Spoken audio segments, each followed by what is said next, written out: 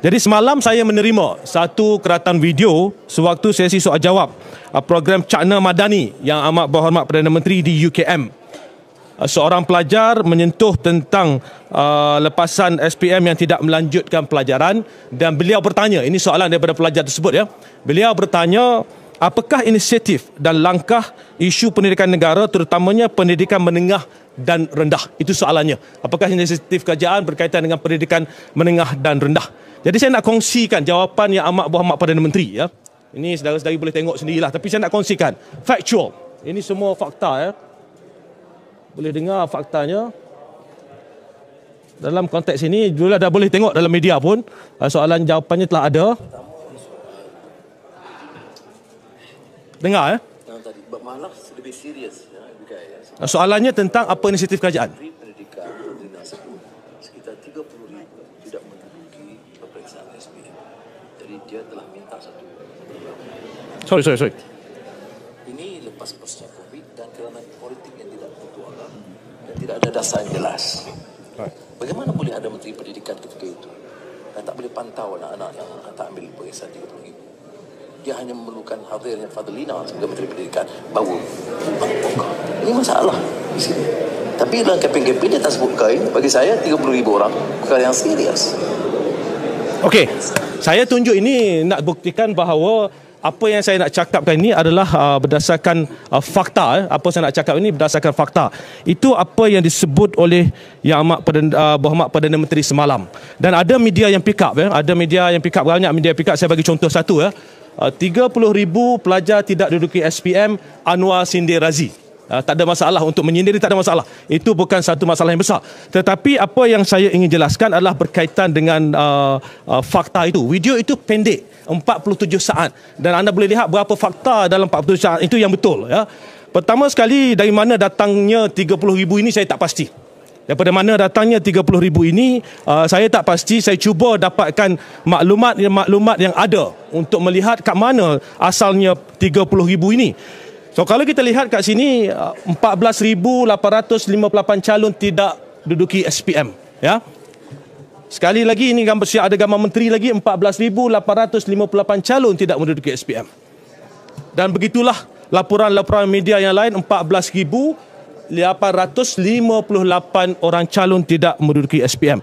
Jadi sekarang ini bila Perdana Menteri menyebut 30,000, daripada mana datang data ini, siapa tipu siapa? Sama ada Menteri Pendidikan menipu Perdana Menteri, saya tak tahu, atau Perdana Menteri bercakap sendiri tanpa merujuk mana-mana fakta. Jadi sebab itu dalam konteks ini pendidikan ini dia tak boleh politikkan. Talk about facts. Bercakap tentang fakta. Ini bukan nak kenakan siapa, nak sindir siapa. Itu satu.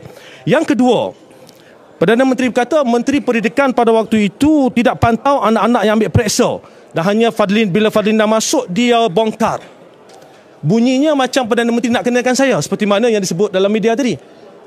Cuma mungkinlah ya, kalau dia nak kenakan saya pun, semaklah fakta dahulu. Semak fakta dahulu. Dalam konteks ini, peperiksaan bertulis SPM, ini senarai tarikh peperiksaan SPM. Peperiksaan bertulis SPM ini bermula pada 20 Februari hingga 15 Mac, dan sebelum itu peperiksaan amali. Peperiksaan ini berlaku bukan waktu saya.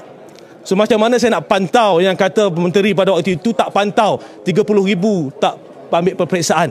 Ya, dia sepatut tanya menteri pada waktu itu, yang mana Yang Berhormat Fadlina sendiri, menteri PKR sendiri. Sebab itu saya kata dalam konteks ini, kalau dah bermula nak politikkan situasi politik ini, kita boleh main politik. I can do this. Saya boleh main politik, boleh sentuh hari-hari berbagai perkara berkaitan dengan politik dalam pendidikan. Jadi nak kenakan saya, yang terciduknya Menteri Pendidikan PhD APBN sendiri. Yang ketiga, Perdana Menteri kata perlu hadirnya Fadlina baru bongkar tentang data yang tak ambil periksa ini. Maknanya dengan datangnya Fadlina barulah data ini terbongkar. Seolah-olah sewaktu saya cuba menyorok jumlah calon yang tidak hadir. Jadi saya ni orang berfakta, saya bercakap hanya dengan fakta. Kalau Perdana Menteri tak buat homework nak bercakap saja, saya minta Perdana Menteri rujuk satu kenyataan media yang dikeluarkan oleh Lembaga Peperiksaan pada 16 Jun 2022. Ini kenyataan media yang dikeluarkan oleh Lembaga Peperiksaan 16 Jun 2022. Pada waktu itu pun kita sebut jumlah calon yang tidak hadir dalam SPM itu seramai 10,000 orang. Itu kita sebut. Kita sebut dengan jelas jumlah calon yang tidak hadir, dan pada waktu itu pun media pun pick up perkara yang sama. Jika kita lihat 10,681 calon SPM tidak hadir. Jika kita lihat lagi 10,681 calon SPM tidak hadir. Tidak ada soal saya nak sorok, tidak ada soal menteri baru datang baru bongkar jumlah calon yang tidak menduduki peperiksaan SPM. Dan gambaran yang cuba diberikan adalah seolah-olah kita tidak ambil tahu dan menyebabkan jumlah calon yang tidak menduduki SPM ini tinggi. Dan jika kita lihat datanya, ini data, fakta. Tahun lepas 10,000 calon tak mengambil peperiksaan SPM. Untuk tahun 2021, 2022 14,000. Ikut persentage pun 2022 lebih tinggi. Jadi kalau nak main politik, nak politikkan berapa ramai calon boleh. Tetapi itu bukan kaedahnya. Kerana apa? Kerana pada waktu saya di kementerian sendiri, kita melihat satu persatu. Kita membuat analisa apakah sebabnya calon-calon ini tidak menduduki peperiksaan SPM. Kita teliti satu persatu. Dan Perdana Menteri kena ingat, cikgu di sekolah ini bila sampai masa nak SPM, calon-calon yang nampak tak berapa nak hadir ini, cikgu akan hubungi seorang-seorang. Ini ramai ahli-ahli parlimen kita, bekas-bekas guru. Boleh tanya mereka. Saya turun ke bawah, kita pastikan kalau nampak murid ini tak berapa nak hadir waktu SPM, kita akan dekati mereka. Boleh tanya. Dekati seorang satu persatu, apa masalah, tak ada duit, tak ada nak tolong mak ayah dan sebagainya, untuk pastikan anak-anak ini menduduki SPM. Jadi sebab itu saya apabila melihat apa yang disebutkan oleh Yang Amat Berhormat Perdana Menteri semalam, saya tak boleh berdiam diri. Ini fakta yang kita perlu jelaskan. Dan yang keempat, Perdana Menteri kata, kenapa dalam kempen saya tak sebut tentang perkara ini? Buat apa saya nak politikkan pendidikan? Pendirian saya jelas, saya takkan politikkan pendidikan.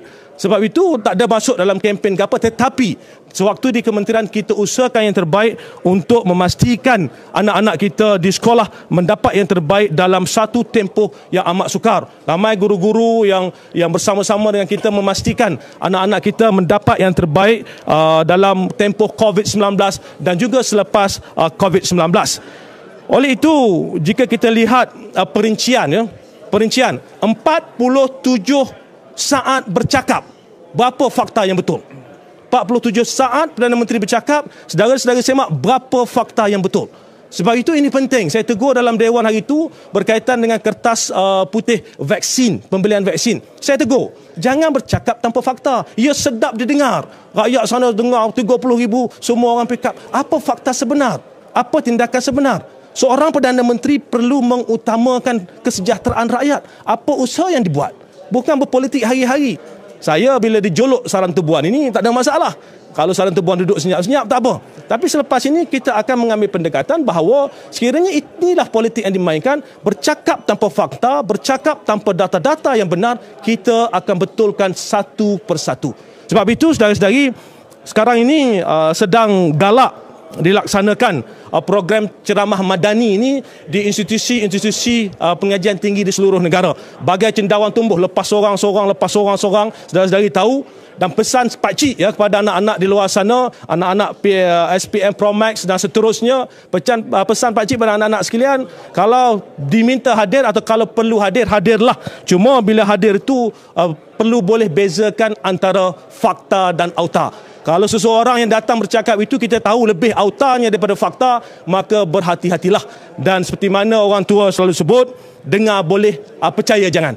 Jadi saya rasa itu saja yang saya ingin sentuh pada hari ini. Jangan sekali-kali cuba politikkan pendidikan. Kita jadikan pendidikan ini sebagai satu asas penting tunjang pembangunan negara.